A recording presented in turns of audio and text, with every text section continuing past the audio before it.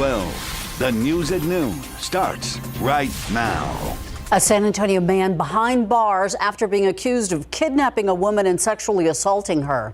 San Antonio police say 19-year-old Javier Gonzalez allegedly kidnapped a woman from a Southside car wash and sexually assaulted her.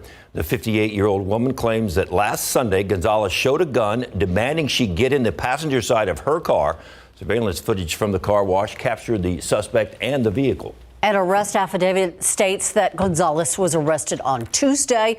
Officers say that he was admitted to meeting the woman at the car wash, but he claimed that it was consensual. His bond now set at $40,000. New at noon, we have an update to a Defender story we first showed you last month. Footage from SAPD officer Elizabeth Montoya's firing from the department. She was terminated after a police-worn body camera showed her repeatedly punching a handcuffed pregnant woman.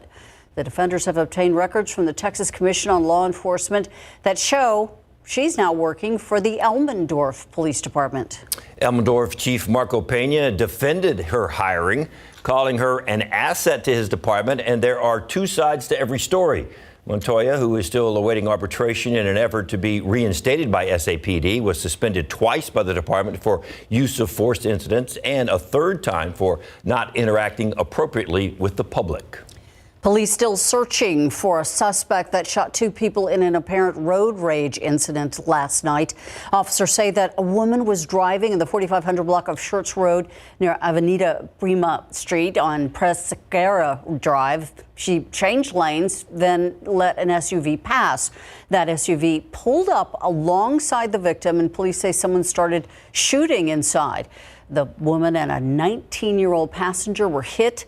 She was taken to Brooke Army Medical Center in critical condition. The 19-year-old also taken to the hospital, but in stable condition. Two other people inside the vehicle at the time of that shooting include a 3-year-old child who was not injured.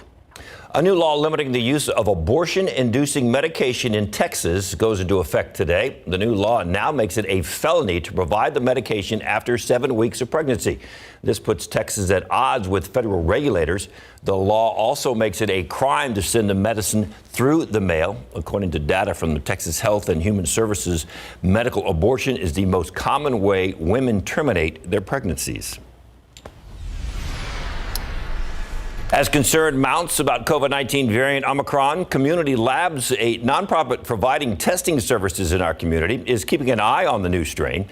The president of Community Labs says testing is still critical to keep cases down in schools, especially now with the threat of the new variant. Tiffany Huertas has more on the testing in schools. Yeah, I put it in my nose 5 times, and then when I'm done doing the 2 other noses, then I'm done. One after another, Hillcrest Elementary School students took COVID-19 tests this morning. It's not hard. We designed our tests so that a 3-year-old could self-administer this test. Community Labs conducts weekly PCR tests at local school districts. We've improved our processes. We are averaging a turnaround time of 10.5 hours in this last week. And so getting that data back to students and parents and teachers as quickly as possible has been our mission from the beginning. Community Labs has partnered with 11 school districts in Bexar County. Here at San Antonio ISD, they test 20,000 students and staff a week. Sal Weber, president of Community Labs, says his team is keeping a close eye on the Omicron variant. We've confirmed that our tests can detect the new variant. And while they have not detected the new variant in San Antonio just yet, what we've heard so far is that this new variant is more transmissible, but the symptoms seem to be milder, so that's good. I still think you don't want to catch it, and so that's why I think parents and teachers and administrators are still trusting us to come in and test. Tiffany Huertas, KSAT 12 News. And happening today, there's a pop-up vaccine clinic going on at the Carver Public Library. The clinic will be open for 3 hours starting at 3 this afternoon. Moderna, Pfizer, as well as Johnson & Johnson shots are all available at the clinic. And you can also get an H-E-B gift card at the clinic. For more pop-up vaccine clinics happening throughout San Antonio, just go to KSAT.com. Now to the growing concern over the Omicron variant of COVID-19. Today, a second case confirmed in the U.S. And right this minute, the White House is about to announce new steps to curb the spread of this new strain.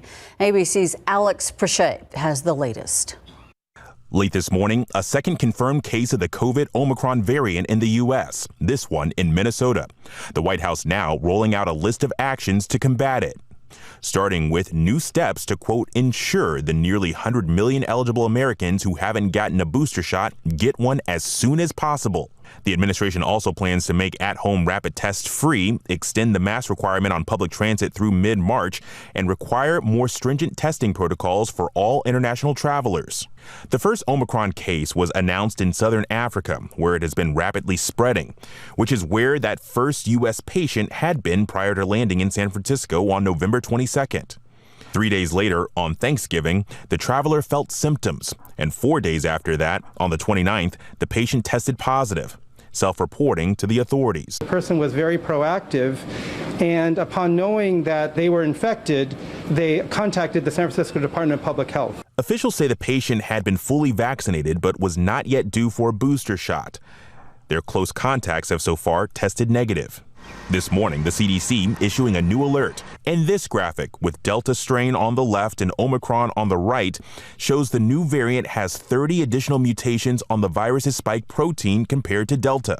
Doctors now say the next steps are crucial. At this point, there are a couple of things for me that I think are be important. One is to track the spread of this variant across our country using both genomic sequencing and just regular testing. And then the second is to see how people are doing.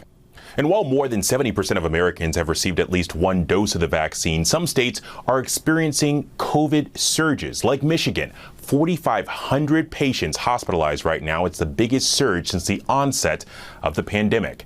Alex Prechet, ABC News, Washington. A new survey shows most vaccinated adults plan to get a booster. According to the Kaiser Family Foundation, 60% say they will get a booster or already have. The survey was conducted during a 2-week period last month when all vaccinated adults became eligible for boosters toward the end of the survey period. The Centers for Disease Control and Prevention recommendation for them to do so became public after that period ended. Overall, faith in vaccines appear to be falling, though. Only 48% of adults say they feel optimistic about vaccines. That's down from 66% in January. Happening tomorrow, Northside ISD hosting a transportation job fair. The district says it's looking for bus drivers. It has full-time positions available. Staff members are going to be on site conducting interviews. Applicants must be at least 21 years old. That job fair happening tomorrow from 9 to noon at the NISD Transportation North Station. That's on West Hausman Road. Still coming up this half hour, the Cowboys' Trayvon Diggs has cooled off a little when it comes to interceptions. Larry Ramirez will have his reaction to that and what he's even more concerned about. Coming up. But first, find out how a group helped out a 2-year-old who's battling cancer to get his Christmas wish. We have that story after the break. This SA Salute holiday greeting is brought to you by IAQ Cleaning. Hi, my name is Gilbert Ramirez and I am with IAQ Experts. Quiero darle gracias a los veteranos por su servicio. Gracias. Christmas may be 2 weeks away, but for one San Antonio 2-year-old who's battling cancer, his Christmas wishes have already come true. Earlier this year, Silas Pope was diagnosed with RMS. He had to go through several treatments, surgeries, and chemotherapy. Silas and his family said that they were wishing for a white Christmas this year. So the people at Big Love Cancer Care, through their Love in Fragile Times program, made sure that the Pope family's Christmas wish happened. We don't always get what we ask for, but sometimes we just get things in different ways, and this is most definitely one of those things, and this is just really, really awesome, and I'm just really thankful. I'm just really thankful and grateful for everything that everybody has done for our son. Hearing those children laughing in the background, what a wonderful memory. BIG Love Cancer Care says it's their mission to help ease the physical, emotional, and financial burden of cancer through hope and love. Now, this is not a holiday spirit story. Police in Houston are warning parents about an Elf on the Shelf Facebook scam. Elsie Hendricks has a 4-year-old and a 2-year-old. And for Christmas, she decided she was going to get her children a prepackaged Elf on the Shelf kit from a seller on Facebook. She says she thought the woman was a local small business owner, but when the package she ordered never came, she realized she may have just been scammed. I've never been scammed like this before. So it's just jarring to me. Like I said, it's jarring to me that somebody could do this to children. Everywhere was just popping up with people posting about this lady taking their money and not giving the kids. All those Facebook posts prompted the Pearland Police Department to put out an alert. The woman has not been charged with any crimes. We want to look outside with live cam. The fog has lifted, I'm hoping, because this morning you couldn't see 10 yards in front of you. It was fairly dense in spots early this morning, and we could see more of that over the next several mornings. So just kind of keep that in the back of your mind. With higher humidity in place for the next several days, some morning fog will be possible all the way through the weekend.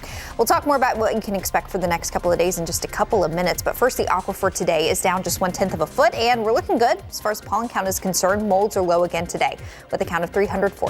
We'll be right back.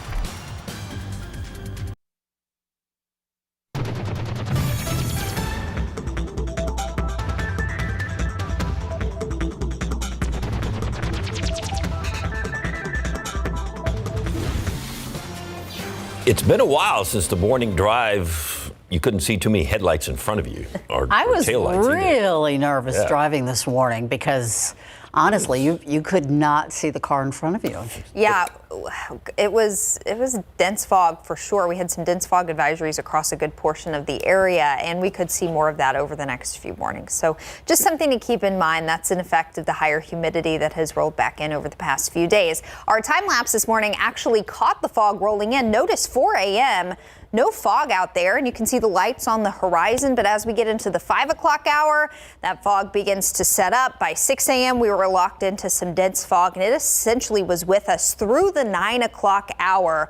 Once the sun rose a bit, helped to bring our temperatures up, that's when that fog really started to lift. And again, it will be possible over the next few mornings because of higher humidity. Notice our morning lows Friday morning through the weekend. They're in the low to mid 60s. That means our humidity is going to be a bit higher as well. Our dew point numbers will be in the low to mid 60s as well. And with lighter winds overnight, some fog will be possible for the next several mornings until early next week. Our next front is set to arrive early on Monday. That will help to drop humidity, and that'll get us out of this cycle of morning clouds and fog. But again, for the next few mornings, keep in mind you could run into some reduced visibility on your morning drive, so you'll want to check in with the GMSA crew over the next few mornings. Temperatures currently 73 at the airport, still a few spots in the 60s, mid to upper 60s from the clouds that are continuing to clear up as well. 70 in New Braunfels, already 81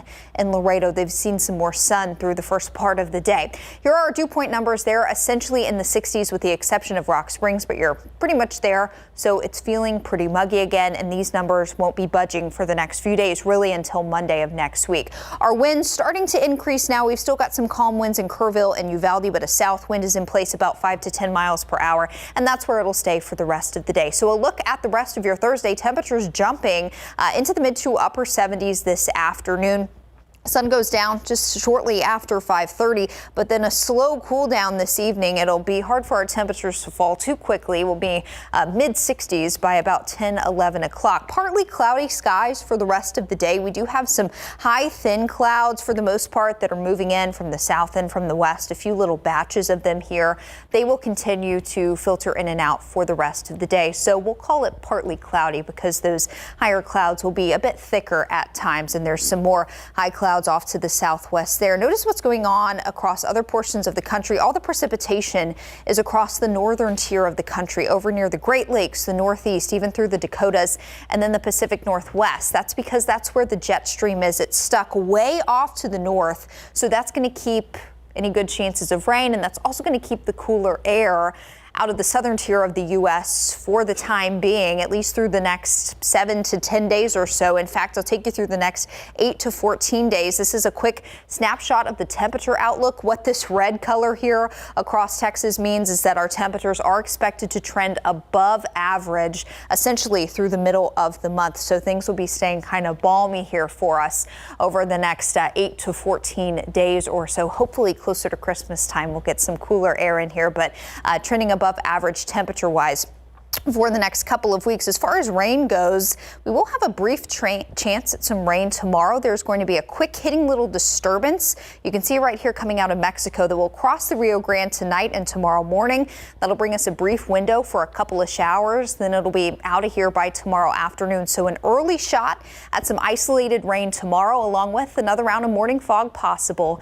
And then we'll be rain free heading into the weekend. But keep in mind, with high humidity, some fog will be possible the next several mornings, including Sunday for the Rock and Roll Marathon, guys. All right. Thank you so much. A pretty big Thursday night for Cowboy fans and Spur fans. Is a big night indeed. And for the Spurs, it's a big night for them. See if they can continue building off of that 2-game winning streak that they have. It certainly helps them as far as confidence goes. The Spurs at the Blazers tonight. San Antonio has been getting some good production recently, and Marcus Davenport, unfortunately, will miss out on the Cowboys game tonight. Coming up. Winners of 2 in a row for the first time this season. The Spurs will try to make it 3 straight tonight when they face the Portland Trail Blazers on the road. The Blazers have won 10 straight at the Moda Center, while the Spurs have lost 4 straight on the road. During the Spurs' 2-game winning streak against Boston and Washington, they've received great production up and down the entire lineup, which is what they need to compete this season, especially on a 3-game road trip that will take them to Portland, Golden State, and Phoenix. I mean, yeah, we need it. We're a young team, so you got a lot of guys with a chip on their shoulders. So, like I said, you just got to stay confident and aggressive. You know, we've seen it with training camp and open gym and just everything together. You know, a bunch of guys getting better, but the confidence thing is everything, especially in this league. You know, it's a kill to be killed league, so, you know, your confidence got to be there. And, you know, I believe in a lot of these guys 'cause I see them work. So it's all just putting it all together. So we definitely need everybody to, you know, have any success. Blazers will host the Spurs at 9 tonight local time. Doug McDermott and Devin Vassell are both probable with injuries, and Blazers star guard Damian Lillard is out with an ab injury. Pro football coverage powered by Davis Law Firm. The Dallas Cowboys will help kick off Week 13 of the NFL season tonight at the New Orleans Saints. At least 9 players and coaches, including head coach Mike McCarthy, did not make the trip because of COVID-19. Wide receiver CeeDee Lamb is back after suffering a concussion at the Chiefs, and wideout Amari Cooper, who's been out with COVID-19, is back, but his game status is questionable. Star cornerback Trayvon Diggs has cooled off after his hot start this season with 7 interceptions in the first 6 games of the season. He has just won his last 5 games, mainly because quarterbacks aren't throwing his way as much, and he's cool with that. At the end of the day, it's about winning. It's not about me. It's about winning. And, you know, that's my main focus, is doing whatever I can to help the team win, even though if I don't have as many opportunities or whatever. But it's my job for when those opportunities do come, you know, I got to make it count just, you know, to help my team win. So, you know, I don't think about it too much. You know, if it come, it come. If it doesn't, it doesn't. But when it does come, be sure to make the play. Saints defensive end, number 92, Marcus Davenport, who scuffled with an Eagles offensive lineman in Week 11, is out tonight with a shoulder injury. The UTSA alum leads the Saints this season with 5.5 sacks. Kick is tonight at 7:20. Meantime, Houston Texans head coach David Culley has reinstated safety Justin Reed for their game against the Colts this Sunday after he had suspended their star defensive player before their loss against the Jets for violating team rules. How did the meeting go between Culley and Reed? It wasn't a meeting. We just said we're back business as usual. We're ready to go. He served his time, and we're moving on. Served his time, moving on. Culley held his press conference virtually as a precaution after a number of players have become ill, including wide receiver Brandon Cooks. But Culley says it is not COVID related. I remember back when the Spurs would lose 2 in a row and we'd all freak out. Now they win 2 in a row and we're all freaking out. Oh, that's great. Remember those days? Yeah, different times, right? Yeah. They need to win tonight in Portland. That'd Have be fun. 3 in a row. That'd be great. Oh, man. I hope. Wow. Might have a parade. We'd take the day off. Larry couldn't, though. We'd have to report on it. Coming up in the next half hour, we'll have the latest on the deadly school shooting at that high school near Detroit, how the community is remembering those lives that were lost. Plus, a government shutdown could be less than 48 hours away. Why some Senate Republicans are holding out on making a deal.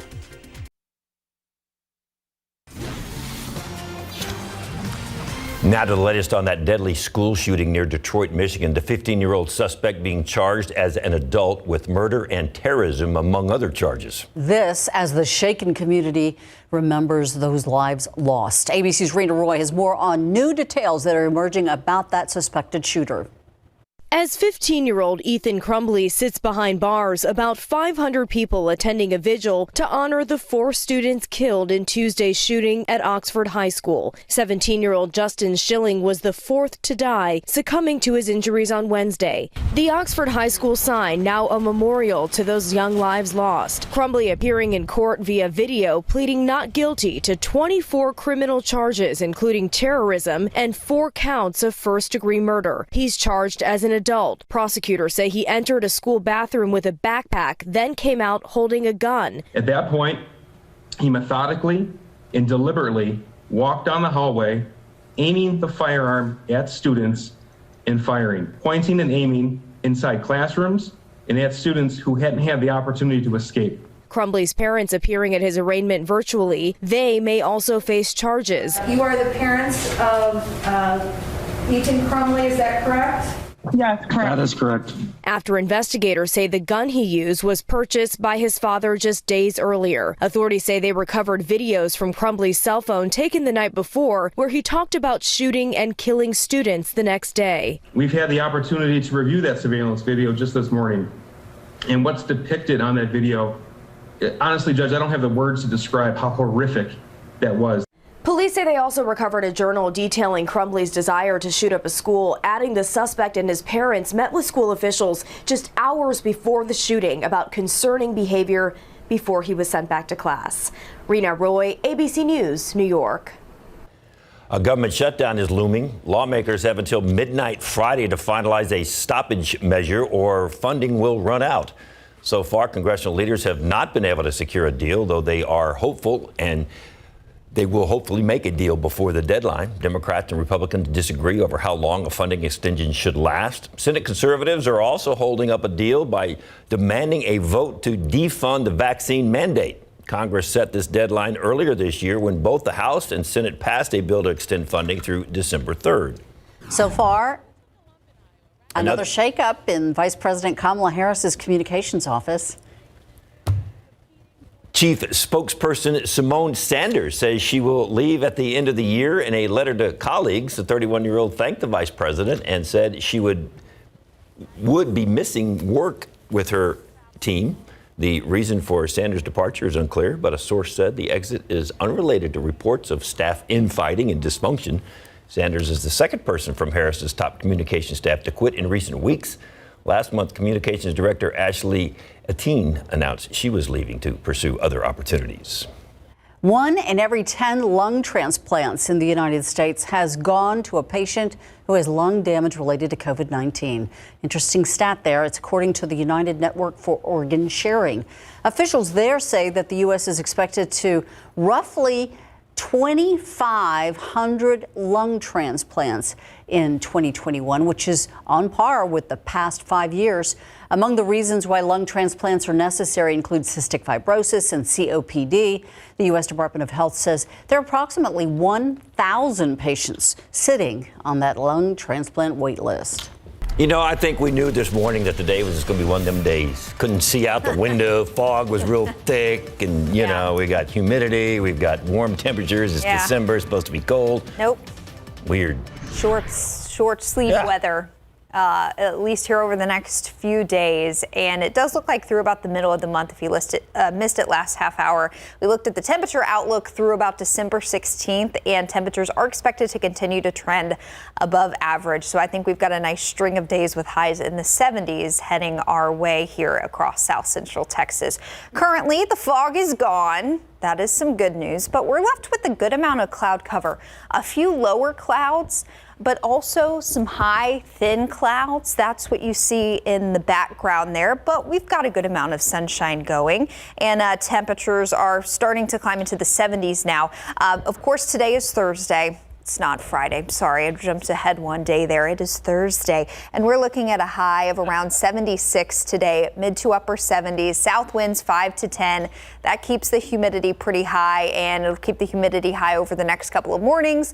Could have some more morning fog over the next few days. Now, just to note here, we're looking at 76 this afternoon. Our average highs this time of year should be down in the mid to upper 60s. So we are trending well above average, and that trend will continue here over the next 7 to 10 days or so. We'll detail the next few days, the weekend, and also talk a bit more about our next front that arrives early next week. All that and more coming up in just a bit, guys. It's always Friday around here, Katie. Avoiding rush hour traffic and office gossip around the water cooler. Just two of the silver linings about working from home during the pandemic. But can a day of online meetings be just as tiring? With more on that, here's ABC's M. Nguyen. A recent study in the Journal of Psychology showed that allowing employees to turn their camera off during online meetings may lessen fatigue. Having the camera on can lead to distraction and effort spent trying to look presentable at all times instead of focusing on the topic at hand.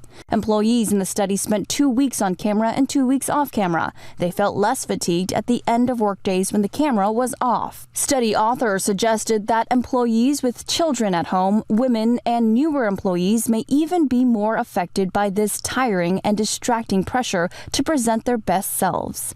Employers may want to change camera requirements to optional to optimize their employees' focus and energy. With this Medical Minute, I'm M. Nguyen, ABC News. Still to come this half hour, the UNW Cardinals are heading into the second round of the playoffs, feeling no pressure. Larry Mears will tell us why. Coming up. Also coming up, we're going to take a look at the holiday dark comedy Silent Night in your entertainment headlines. And also after the break, cybersecurity experts say more U.S. defense companies have been targeted by hackers. Find out how many and who may be behind the cyber attacks. Coming up.